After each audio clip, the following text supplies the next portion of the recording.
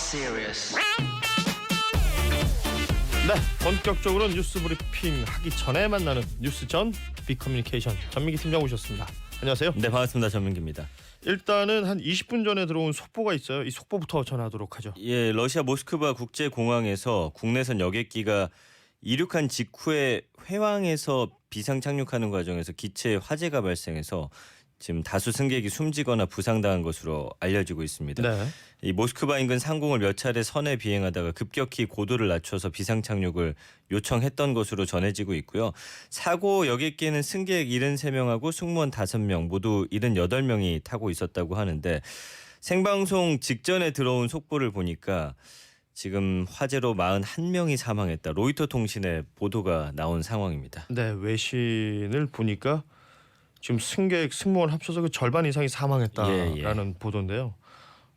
큰 사고가 러시아 모스크바 국제공항에서 있었다라는 속보부터 전해드렸습니다. 네. 뭐 자세한 내용들은 들어오는 대로 또 저희가 소개를 해드리도록 하죠. 자, 이 아침 인사해 주시는 우리 권유부 가족들 만나보겠습니다. 3756님, 대체 공휴일이라 유유 출근길 쉬고 싶다 이렇게 보내주셨는데 많은 분들 이러실 겁니다. 맞습니다. 예. 대체 공휴일 일하고 계신 분들 많이 계신데요. 3287님도 대체 공휴일 저하고는 상관이 없어요. 월화수목 금금 1년 366일 일합니다. 자영업의 비애죠. 하지만 아무려는 어떻습니까? 일할 곳이 있다는 게 좋은 것이죠. 방송 들으면서 오늘도 그거 싱 이런 긍정적인 생각을 해주시니까 고맙네요. 저는. 그러게요. 예. 근데 제 주변에도 이제 못 쉬는 친구들이 많은데 저희 둘도 지금 일하고 있잖아요. 네, 대체 네. 공휴일 보고서 대체 누가 쉬는 날이냐 그렇죠. 이런 말도 나오고 대체. 있습니다. 예. 예, 4522님은 저는 대체 공휴일에 농부여서 포도순 따면서 듣고 있습니다. 예쁜 우리 포도들 올해도 풍성한 결실 이루길 기도해 주세요 하시면서 사진 보내주셨는데 그러네요. 야, 잘 자랄 것 같네요. 예. 야, 역시 그 포도는 한여름이잖아요. 그렇죠. 네.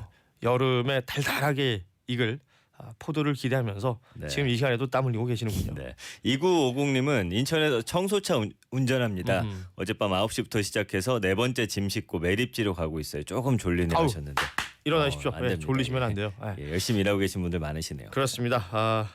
열심히 일하고 있는 우리 권유부 가족들과 함께 뉴스 살펴보겠습니다. 먼저 신문 헤드라인부터 보죠. 네, 오늘은 북한 발사체 관련 헤드라인과 외교 안보 관련 소식이 있고요. 거기에 삼바, 삼성바이오로직스 관련 소식 그리고 국민연금 관련 소식 전하겠습니다. 네, 일단은 지난 4일 토요일이었죠.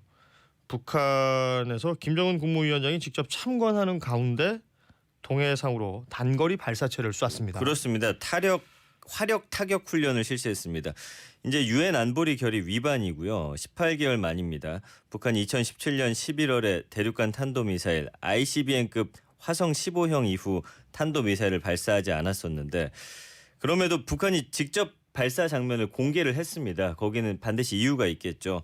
중앙일보는 국제사회와 미국의 대북 제재 정면으로 맞서겠다 이런 메시지가 담긴 것이다 이렇게 풀이를 했고요.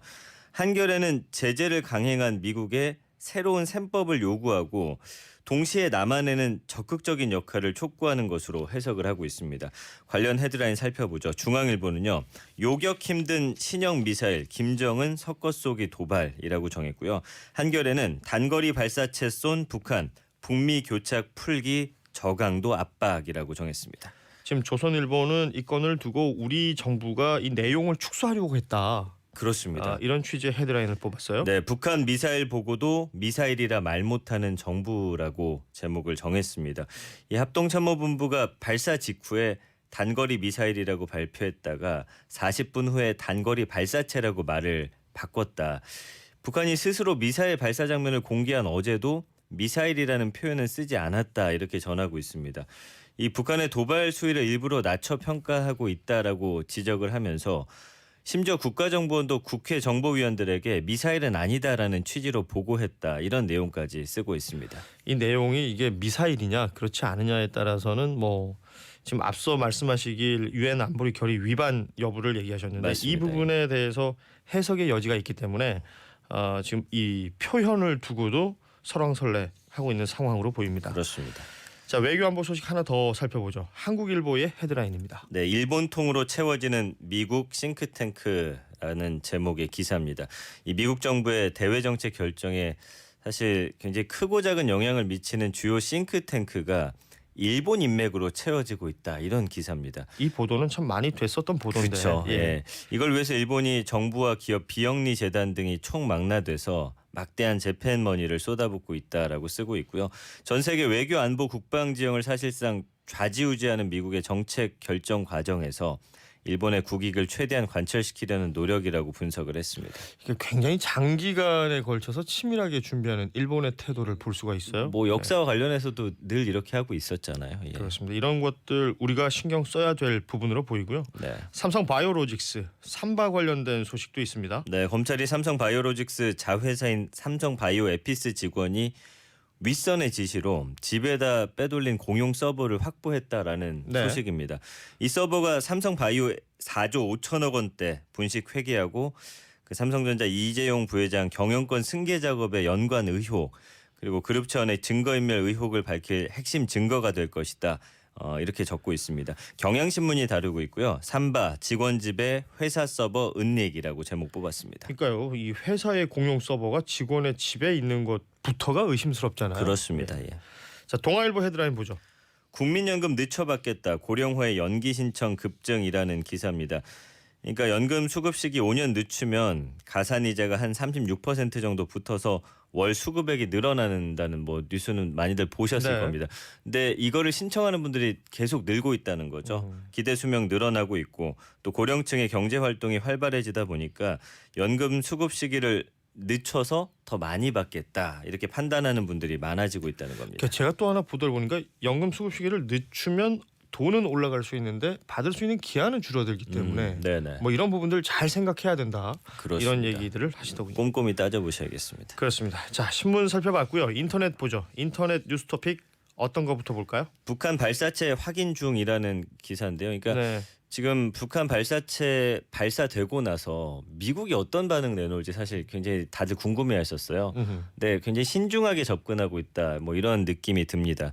그러니까 뭐 트럼프 대통령의 트위터 내용도 전해졌지만 마이크 폼페이오 미국 국무장관도 북한이 비핵화하도록 좋은 해결책을 협상한 모든 의사를 여전히 갖고 있다.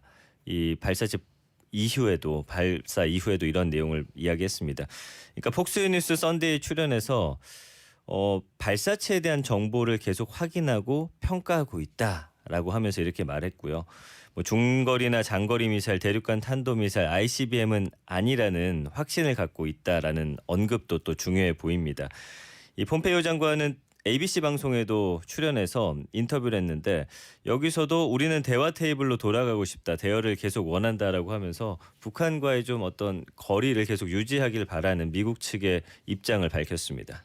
대화 유지에 대한 의지가 있다는 것을 계속해서 피력한 것이다. 그렇습니다. 이렇게 해석을 할 수가 네, 있겠죠. 그렇지만 북한이 만약에 이런 훈련의 강도를 높여간다면 그땐 또 미국이 어떻게 변할지 모르겠습니다. 그렇습니다. 계속해서 살펴야 할 것으로 네. 보이고요. 다음 토픽은 빚 7천만 원 때문에라는 키워드인데요. 그 어제가 사실 어린이날이잖아요. 네. 온 가족이 좀 즐겁게 보내야 하는 하루인데 어제 오전 4시 15분쯤에 경기도 시흥시 한 농로에서 SUV 차량에서 일가족 4명이 숨진 채 발견이 됐습니다. 네. 이제 안타까운 건 아빠가 4살 아들을 꼭 껴안고 있었고 엄마는 2살 배기 딸을 끌어안은 채였습니다. 그러니까 렌터카였는데 반납하지 않다 보니까 업체 직원이 GPS 켜가지고 찾아갔더니 이런 일이 발생했던 거고요. 유서가 발견되진 않았는데 부부가 한 7천만 원 정도 빚 때문에 힘들어했다. 일가 친척들이 이렇게 이야기를 했습니다. 그러니까 법원으로부터 파산 선고 받고 개인 회생 절차에 들어가서 월급에서 매월 80만 원씩 갚아왔는데 계속 어려웠다라는 거죠. 그래서 이제 2차로 회생 절차 신청을 했는데 자격이 안 돼가지고 이런 극단적인 선택을 했다라는 안타까운 소식입니다. 우리 이웃에 이런 일들이 또 어디서 어떻게 벌어질지 모르거든요. 네네. 이웃에 대한 관심도 좀 더 키워나갔으면 좋겠군요. 어제가 또 어린이날이어서 더 그렇습니다. 가슴 아픈 뉴스가 아니었나 생각을 해봅니다. 자, 오늘 여기까지 해야 되겠군요. 지금까지 비커뮤니케이션 전민기 팀장이었습니다. 고맙습니다. 감사합니다.